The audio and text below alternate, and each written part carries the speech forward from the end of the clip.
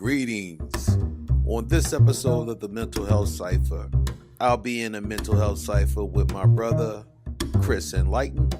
We'll be talking about an array of topics, focusing mainly on impatience and our mental dexterity when it comes to working on projects and navigating through life. We were talking extensively for an extended amount of time. So I decided to chop this up into different episodes. So this will be episode 1, and I hope you enjoy. Peace. This will be the first in a new format of me doing this one-on-one with someone. I couldn't think of anybody better that I wanted to do that with other than you, brother Chris Enlightened. Thanks, good brother. No doubt. And I have no format, bruh. It's like, do I want to do an introduction or if I want to just go straight in? I'm not even sure. So I'm winging all of this. Okay. So the I'll first introduce thing myself, man. You know, I'll introduce myself if need be.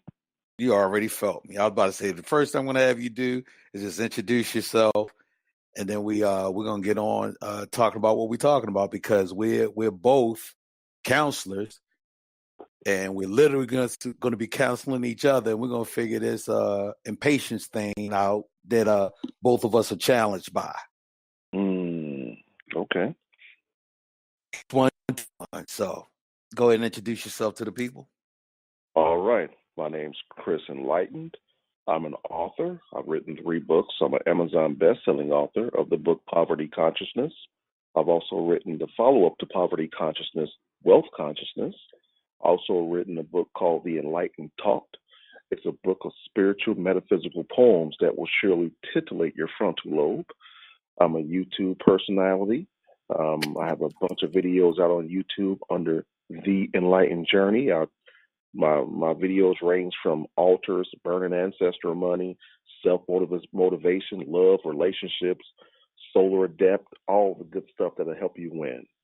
I'm also a martial artist. I train students, bully children, men and women, kids, in Salat, Wing Chun Kung Fu, boxing, Muay Thai, and stick and knife fighting. I'm a counselor. I help counsel people on spiritual things. I'm a spiritual advisor. I'm a mentor. I do relationship counseling. I'm a father, brother, big brother, all that good stuff. What else I do? I got a lot going on. I can go on and on.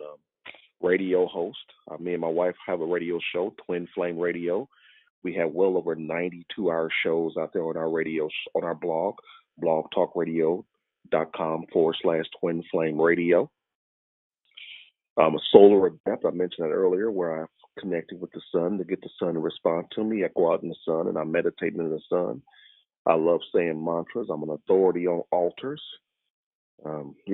That's about the gist of who I am. I can talk for 2 hours about me. I love me. And I love hearing about you, talking about yourself, because the greatness that you exude is why we're brothers. Mm-hmm. Awesome. One thing that I definitely want to make a connection to is your book, Poverty Consciousness. If nobody is like really making that correlation, I'll make that correlation that his book, Poverty Consciousness, bestseller on Amazon, and his second book, Wealth Consciousness, bestseller on Amazon. Both of the books are directly in correlation with mental health.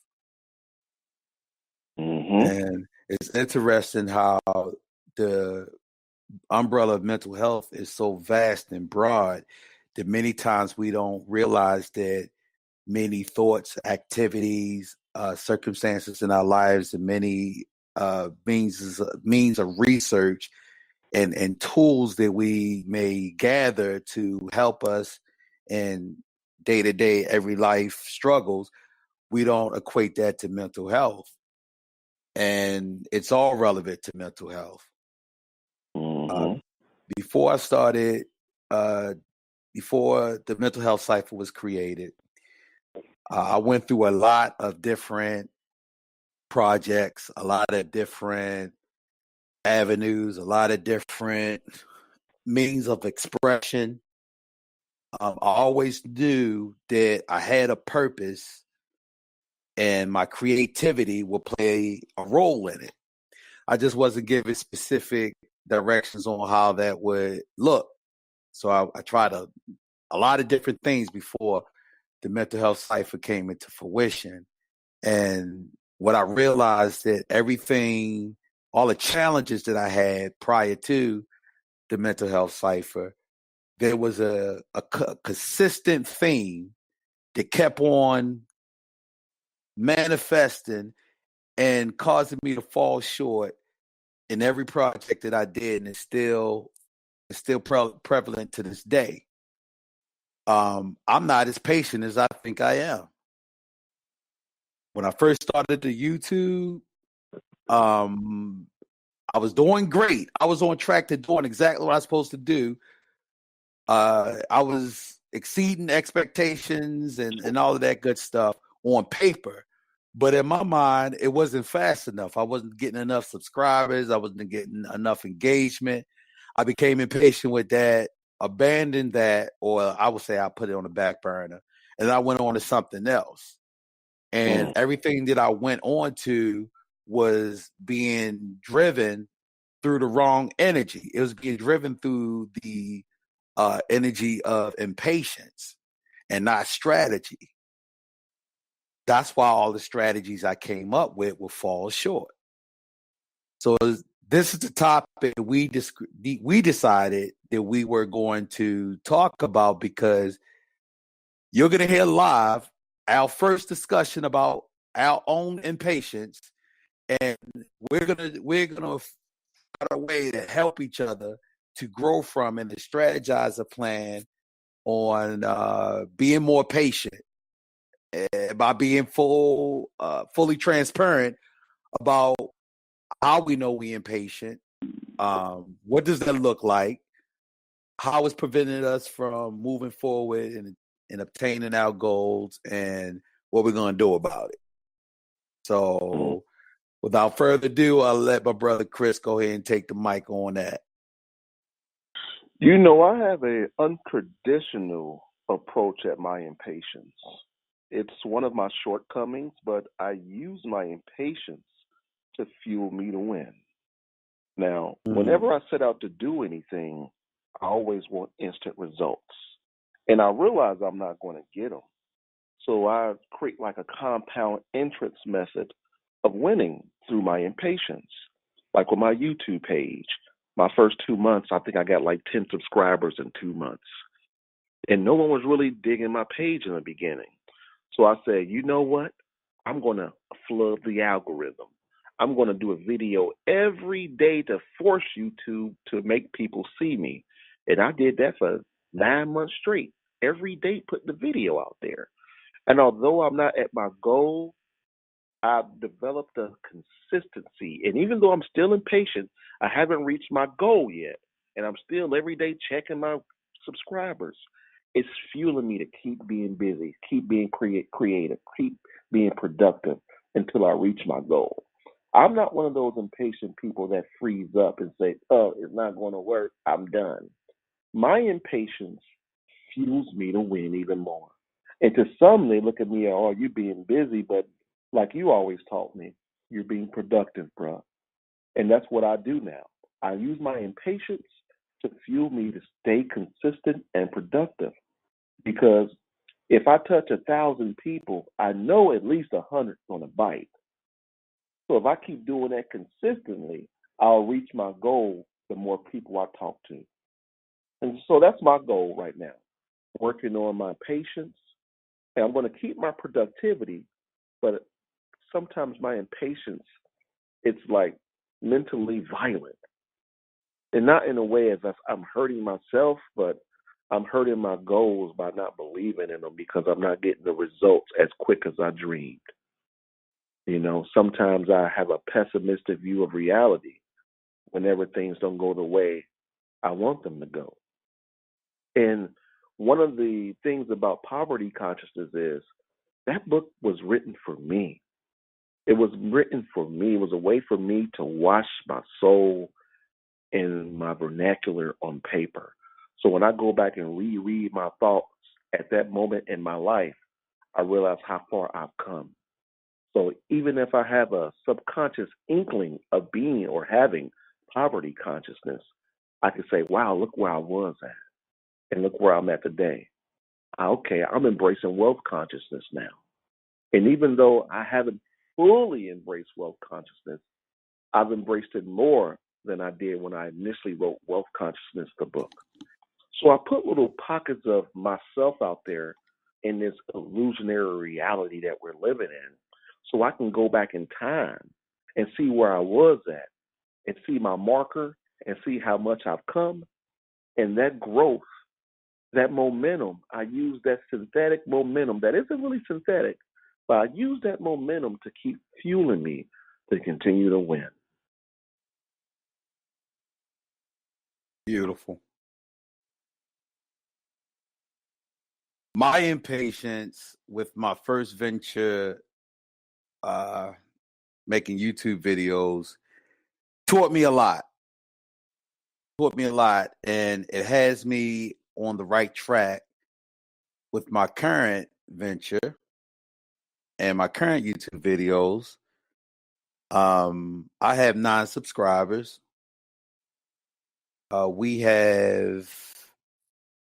We're seeing we're getting listeners on a podcast, but I'm not really seeing consistent numbers where I can say, well, we have this much viewership.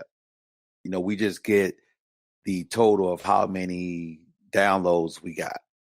And if this was me 4 years ago, I would have already, this ain't working. I'm going to try something else. But what I learned is my impatience was hampering my organic growth. I had to decide what was more important, your immediate gratification or the long-term goal that you're striving for. So I said, oh, that's a no-brainer. It's the long-term goal. So, okay. So matter of fact, I purposely gave myself maybe an unreasonable amount of time to get 1,000 true fans. That's my goal. 1,000 true fans. A true fan is someone who not only are they going to engage any and everything you say, even if they disagree with it, that's still engagement. But they also going to support anything that you put out. They're going to buy it. I am a true fan to many people and many products. And when I first heard that theory of the 1,000 true fans, that's how it resonated with me, because it's just some people and entities, if they put out something, I'm going to track it down. It's not even I got to remember to check that. No, I'm getting it immediately because it fuels my soul. I run with them. I am a true fan, and I will dig in that pocket happily, quickly. And if it's any mention of them discontinuing something or stopping something, well, what can I do? No, that's a true fan. And the theory that I read on that is if one has 1,000 true fans, then you could sustain yourself and your company and help it to grow, because you will have a steady income coming in that you can rely upon, because you're putting out product that people are going to engage with. So that seemed very manageable to me. And I believe that I can obtain that goal in 6 years. And I'm 2 months into that 6 years. So I had to give myself that timetable, because of my impatience. See, if I say a year, I can't even say months. If I say a year or 2 years, even though it may be very, very well possible, I can attain that this year, before the end of this year. That would be beautiful. I would not reject that, but just for my mindset, and because I know I'm so impatient when it comes to that, I want to see immediate results, especially if it's something that I'm putting out that I honestly believe and I know in every fiber of my being, like I do with the Mental Health Cypher. I'm not just putting it out there for me. I'm putting it out there because it's going to help somebody. I can't be the only one that's going through the challenges and shit that I'm going through. And if I figure something out, it works for me, it could work for someone else. I'm not going to keep that to myself. I'm going to share that, because in me sharing what works for me, others will share what works for them. Now, it might be a piece that I'm missing. There's someone who's engaging me can give me. So now we're learning from each other. Boom, boom, boom, boom, boom. It's not I'm the creator, and everything I put out, you just blindly buy it. And that's saying anything wrong with that dynamic if that's where you want to be at. But me, I envision something different. My fans won't be people who just buy my stuff because they like it. My fans will be part of my healing and my growth, and I'll be part of theirs. So I can't wait to start. No. Let me rephrase that. I'm enjoying the process. There we go. Of accumulating 1,000 true fans, because I got one. I got one true fan. Whatever I put out, not only is she the first to buy it, she's the only one to buy it. Yeah. I've put out 3 books that I don't even speak about. And my one true fan has bought all 3 of them. I don't even own all 3 of them. And when I share with her what I'm working on, she's so excited. Let me know when it's out. Can I pre-order it? And see what I need. The reason why I appreciate her so much, and I will appreciate my fans so much, and I will engage them always, is because my impatience of that, not having that immediate gratification of interaction, is fueled by connection. That's what it all boiled down to. I'm not getting connection. I'm putting out energy, but I'm not getting it back. My one true fan, I don't know if I should say her name or not. I don't want to put her, throw her out there like that or not, but she knows who she is. And I love her and appreciate her so much. She gives me connection that fuels my creativity, and it fuels my drive, and it fuels what I'm doing to let me know that I'm doing it right. And that's what fans supposed to do. Fans supposed to make the creator. And as a creator, you're going to go through that negative self-talk. Some creators they do the negative self-talk because they have a negative mindset. But most creators, they do that negative self-talk because they're a creative person. And they strive for perfection. They strive to take what they see in their mind and duplicate it into the world perfectly, or as best as they could. So they're very critical on themselves. Fans are the ones who tell you to, hey, lighten up on yourself. Just put it out there. You might not think it's ready, but if you're creating it for yourself, by all means, keep on working on it until it's exactly how you want it to be. But if you're creating it for us, it's ready. We want it now. If you got improvements after you put it out, okay, cool. Say it's a new version or upgrade. But we want it now. It's good enough now. You're good enough. That's what fans do for you. And that's why I value my One True Fan so much. And when I think about having 1,000 of them, oh my goodness. It helps me to put my impatience in check. So that's the method that I've learned to use with my impatience, at least when it comes to creativity and engagement through social media. That concludes part 1 of my Mental Health Cypher with Chris Enlightened. Join us next time for the continuation of the Mental Health Cypher. Peace.